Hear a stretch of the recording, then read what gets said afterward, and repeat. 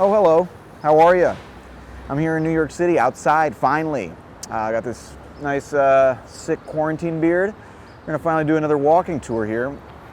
I'm in SoHo, in Spring Street Park. So we're gonna go for a little walk. And yeah, I have my mask, so chill out, all right? I wear it when I go indoors places. When you're outside, we're okay, all right? So don't just sound off in the comments, relax. So we're gonna do a little bit of walking here. We're gonna walk through SoHo. We're in Spring Street Park. We're at the corner of Spring and 6th Avenue, okay? We're kind of on the western edge of SoHo. And we're gonna walk down Spring. And they call it SoHo because it's south of Houston Street. Houston is to the north. SoHo, south of Houston. Oh my God, you're welcome. It's called Houston, by the way. It's not pronounced Houston. So don't go up to anyone in New York and say, how do I get to Houston Street? Because then they're gonna know you're a tourist. And they're gonna rob you. It's Houston. After a man whose last name was William Houston. He's actually signed the Declaration of Independence, and it was spelled differently, but over time the spelling warped into Houston, but it's still pronounced Houston. So in New York, it's Houston Street. It's Houston, Texas. It's Whitney Houston. All right? So we're walking down Spring Street, all right? It's nice. You can see all the little tables and stuff outside right now because of COVID. They're not allowed to be inside the restaurant, so people have that. But SoHo is generally a nice, very nice neighborhood, very fancy. And it wasn't always the case. In fact, SoHo used to be, after the Revolutionary War, which ended in the late 1700s, 1783 to be exact. The city was located in lower Manhattan, down near Wall Street Financial District area. And they turned this land into basically a suburb. They saw an opportunity to make money. And those rich landowners loaned huge chunks of land. So they chopped it up and sold it as middle-class housing. And it became a suburb. This is like the 1810s. By 1825, it was actually more densely populated. And then it changed again. So it went from farmland to suburb. We can start walking a little slower. You see everything. Oh, there's Dominique Ansel Bakery. They have these like ridiculous like crow nuts. They're like croissants and donuts, and they're expensive. And then people line up out the freaking door to get them, like at 5 in the morning. It's so ridiculous. What I was saying about the history. So it went from farmland to a suburb by like the 1820s. Then the 1830s and 40s came along and changed it again. And what happened was immigrants started pouring into New York. They were coming from places like Ireland and England and Germany, and they were going to neighborhoods where the land was a little cheaper, and it was cheaper here than it was in lower Manhattan. We're crossing on red. Don't do this, don't try this at home. It's very dangerous, obviously. But anyways, the immigrants started settling this neighborhood because it was a little cheaper, and they started making it a little more densely populated. So all the people with money were like, yeah, I don't want to be around this kind of element, so they kind of bailed, and they went further north, leaving the immigrants here. Another thing happened around the same time in the mid-1800s to change it as well, and that was the Industrial Revolution. The Industrial Revolution takes hold in the mid-1800s. Industry becomes mechanized, machinery, factories, sweatshops, warehouses. And for industry to set up in any city, it needed space. So it went to neighborhoods like this, and it bought these little tiny houses and demolished them and built up huge buildings for industry. Industry stayed put here in SoHo until after World War II. And we can stop here. Until after World War II, when industry left the cities, okay? It left the cities and it went further out because land was cheaper. And it left neighborhoods like this in a complete slum, like a complete dump. No one wanted to live here. It was a terrible, terrible, awful, terrible place. In fact, in the mid-1960s, they were going to tear down this entire neighborhood to make it a highway connecting one side of the island to the other. Anyways, it was blocked by a popular movement. This woman named Jane Jacobs organizes the neighborhood. They fight, and they actually save the neighborhood, so it's still around today.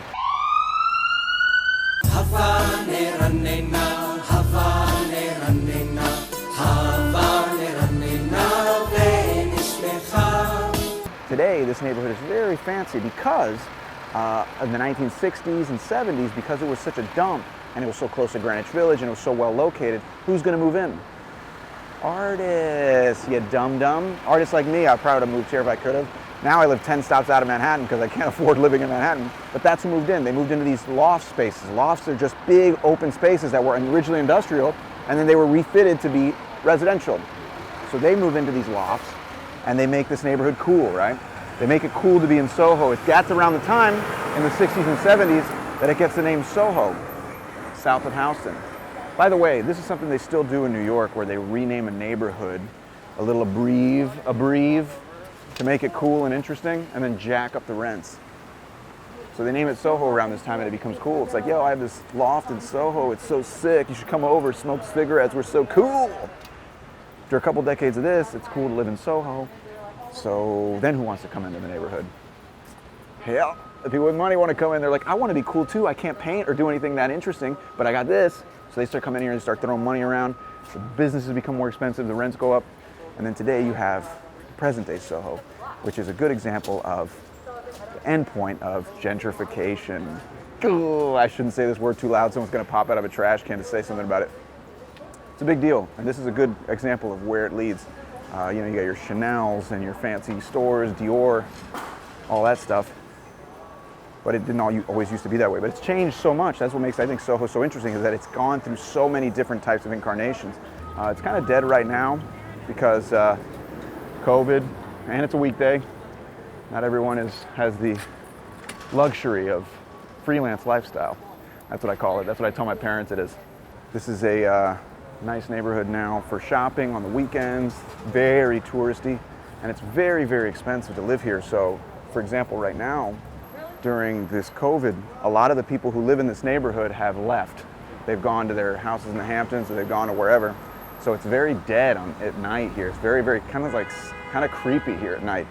And you're in one of the fanciest neighborhoods in the city. But you also see lots of vacancies in the shops, a lot of vacancies in the stores and storefronts. And this is even before COVID. And that's because the rents have gotten so expensive here that landlords just jack their rents up so high, basically gambling that they're going to keep going up when these commercial leases are up, and no one can afford that rent because it's even above market value. They're kind of saying, well, I'd rather lock someone in at 20 years at a price higher than what it is right now rather than do it now. So that's a problem you have in these neighborhoods, and even people who live here are pissed off about it. It's just hyper gentrification. So no small business can afford to be here. It's all Bank of Americas, and you know, it's insane. But SoHo is very famous also for its architecture. We're walking right now on Green Street, which is named after Nathaniel Greene, a Revolutionary War general under George Washington. Yeah, thank you very much. I'm digressing, but you know, that happens when you know so dang much. These are all cast iron buildings here. Green Street is famous for its cast iron buildings here in SoHo. SoHo has got the highest concentration of cast iron buildings anywhere in the world. And they started popping up in the mid-1800s. Remember, this is when the neighborhood was reinventing itself as an industrial neighborhood. These buildings went up everywhere because they were very appealing to industry for a couple reasons. So these facades that you see are all cast iron, meaning the whole facade is made of iron. And what that does is it allows for a couple things. One, it's also mass produced, which allows it to go up faster. These things are made in a foundry, and then they put them up, and they just put the building together that quickly. So the labor's less, it takes less time to build. They build them up like Legos. They just send you these pieces. You say, I want 5 of these columns, 10 of these things. You send them over, and you clip them together almost like Legos, and it's much faster, and it's stronger than regular wood and brick. You see the little signs here as well. It also gave more light. Because the iron's stronger, it allowed for bigger windows, which allowed for more light to get in, which is where the lofts get all their light. A loft is really just one big space with light coming in on only really 2 sides almost, and you can just refit it however you want. So industry takes hold in the mid-1800s. These buildings go up everywhere. SoHo becomes kind of like this perfect storm of this architecture, and it goes up all over the neighborhood. It's really nice. And I know you're thinking, oh, that doesn't look like iron, Tom. You're a dirty, stinking liar. Well, it is iron, actually. If you go up, you can see some examples of it where it's not well maintained. The reason it doesn't look like iron is because it's painted. You're not going to go up and like just knock on it and hear something. It's not hollow. It's very, very solid and strong and heavy, which is one of the reasons they stopped using it. We'll cross here. So we just walked on Green Street. We're walking down Broome Street now. We're walking east, by the way. SoHo kind of stretches from 6th Avenue all the way to, I guess it stretches all the way to more towards like Bowery, really. We can walk a little slower. You gotta enjoy the day, Phil. My cameraman Phil's in a rush. He's like, I just want to get done with this guy already. This is a cool building here. This is the Silk Exchange building. This was built in the late 1800s, and when this was an industrial neighborhood, it became very important for textiles. This was actually the principal textile manufacturer in the entire country at one point. This building housed 18 silk-related businesses, which is pretty crazy to give you an idea of how much industry was going on. Pretty cool building. People always ask about it. It's a nice day for a walk. Feels nice to be outside. I've been making videos where I just face the camera in my room. I think people are getting very upset with me. So we're back outside, all right? So you guys can relax. And you guys, this is a really big service I'm doing for you guys. Walking you guys around New York. You guys are with a tour guide who knows the city. The least you can do is subscribe, all right? So we're gonna keep walking here west. I'm sorry, east. Walking east. We're getting all spun around here. All right, let's go this way. Another thing is SoHo today is big for like celebrities and like fashionistas and Instagrammers. You know, you got your Instagrammers out here taking their pictures all the time. And that being said, follow me on Instagram if you have Instagram. Trying to get loaded up on those followers, get all those comp trips to Tulum, you know, and hang out and take some sick pictures. No, it's not true. I mean, I probably never will, but follow me anyway. So we're coming up to Broadway now, and even when this was an industrial neighborhood, Broadway was always the street where they sold the goods that they produced in the neighborhood. So it became big with department stores, and we're coming up to Broadway, and you see this building here. This building is the Howitz building. The Howitz building was built in 1857, and it's important because it is the best example of cast iron architecture in the city. It utilizes a cast iron frame, actually. The whole building is a big skeleton made of cast iron, rather than just the facade, for example. And that's also, by the way, the predecessor to the modern day steel frame skyscraper. So big deal there. It's also a predecessor to the skyscraper because it's the first building in the country to use a Otis elevator, passenger elevator. Now in 1853, Elisha Otis debuted his passenger elevator at the World's Fair in what is today Bryant Park. He built this huge 200-foot structure and dramatically had his elevator take him up to the top and had his assistant cut the cord. His elevator started to fall. Everyone's freaking out. They're like, what is going on? They're eating their hot dogs. They're like, this guy's crazy. And before it hit the bottom, he utilized his emergency brake. Whoa. Because before this, people used elevators just not for passengers because they were horrified of them. With the advent of the emergency brake, it became okay. In attendance at that demonstration was E.V. Howitt, who actually was going to build this building 4 years later for his housewares emporium. It's like this department store for lots of housewares, like, you know, fine china and silverware and stuff like that, like a fancy Bed Bath & Beyond. Really fancy, because people like Mary Todd Lincoln, Abraham Lincoln's wife, she shopped here. Russian czars would shop here. So he was in attendance. He saw this, and he got a passenger elevator here. So when it opened in 1857, every single day it was open, people would line up around the block just to ride the elevator. You forget how cool that is, you know? Parents were like, kids, you guys were good this week. Let's go, put on your Sunday best. We're gonna ride the elevator. And the kids were like, yay! And then they would wait in line, go up and down a few times, and then go home.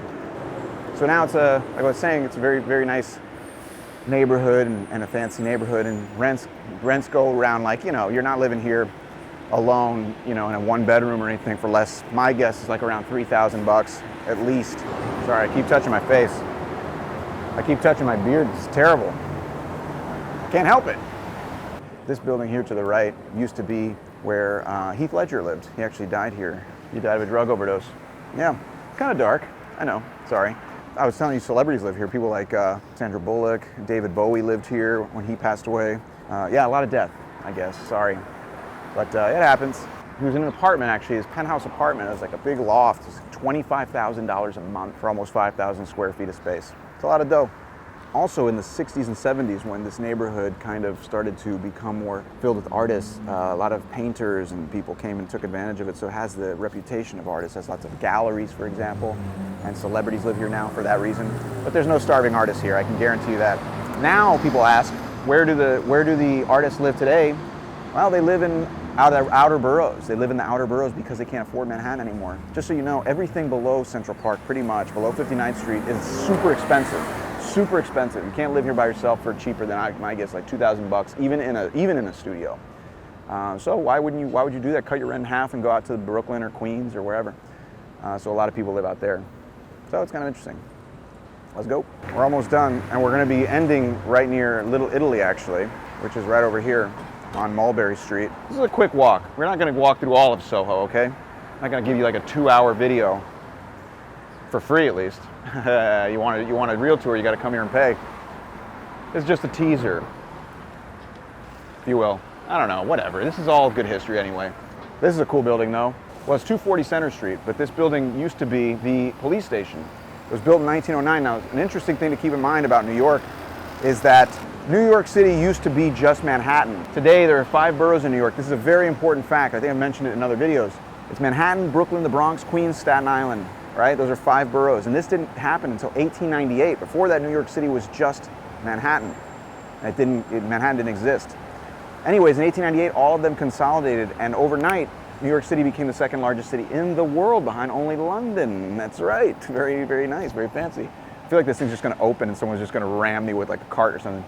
It consolidated in 1898, and when it did, it needed a new infrastructure. It had to build new buildings to cater to it. So it built the municipal building in Lower Manhattan to house the offices of the city. It built a new police station, and that's what they built here in 1909. Right? And you can also tell a really cool thing about it is the architecture. Not only did they need new buildings, they had this new sense of importance, this new sense of like, yo, we're really cool, man. We're one of the biggest cities in the world. We got to make our buildings fancy, right? So they built buildings like this in a style called Beaux-Arts. Beaux-Arts, like l'École des Beaux-Arts, Paris, France, where a lot of the architects were studying, and they had this style that they had developed, and it was all over Europe, but New York was like, yeah, we're just as important as any of these European capitals. Give us some of that Beaux-Arts stuff. So all the buildings like the Municipal Building, Grand Central, the New York Public Library, and the police station all went up in Beaux-Arts. This is a good example of Beaux-Arts. It was a police station for a bit until 1973, when actually the police left for a more technologically advanced building in Lower Manhattan, and it sat vacant for a little while. I don't know if you have any guesses as to what it is today. Here's a hint. Condos. Yikes. They changed this whole building to condos, but it's a beautiful building for condos. You're coming home to your dumb like Trader Joe's bag and your laundry, and you're going into this thing. That's pretty insane. And it's not just for, idiots like me. It's for people like Steffi Graf, Calvin Klein. Those are the type of people who have or live here now. And yes, that dome is a penthouse, and it's valued, I think the last time I checked, it was like $25 million, I think. It's expensive either way. Don't like nitpick, okay? You're like, well, 27, there's no difference between 27 and 30 million. If there is, you better be tipping me. I'll put my Venmo in there. But yeah, so this is the police station, and we're right next to Mulberry Street. We'll walk a little bit up here. I just don't want this to end ever. So we'll walk a little bit before we finish. But a lot of Manhattan is getting very expensive now. And I was telling you about how there are lots of those vacancies. That's just one of the issues. But you can see Eileen's Cheesecake here. Eileen's Cheesecake is a very famous cheesecake place. It's been there since the 1970s. Frank Sinatra used to come here. His little limo would park out there. They'd go in and get his cheesecakes for him. It's very, very, very good. And it actually had a little kiosk over in the World Trade Center that got destroyed on 9/11, actually. And then you have Petrosino Square, which is where we're entering now. Petrosino Square is a little park named after Joe Petrosino, who was a NYPD officer who was killed in action in Italy. He went over there to fight the mafia in the early 1900s, and he was killed. Apparently, word got out that he was heading over there to do what he's going to do, and they killed him. I have a little video about Little Italy, actually, if you were interested in that. I'll put the little thing up here or down here. I don't know where it is. I don't know how these YouTubers do it. They point. I don't know. Joe Petrosino Square. We're walking in here now, and we're going to end this video here in a second. But if you enjoyed the video, please subscribe. Come on. It's the least you could do. It's very easy. Just go there and click. I don't even post that often, but it's a big help. If you follow me on Instagram. Also, too, you could contact me if you want a tour. If you're in New York, why not? I'm happy to show you around. But yeah, it's a nice little day. I don't know. Maybe just hang out here. Go take some pics. Some pics, as the kids say, right? Yeah. That's lit AF, right? All right, sorry. I don't know what I'm doing now. I'm just dragging it out. But thanks for watching. I'll see you guys later.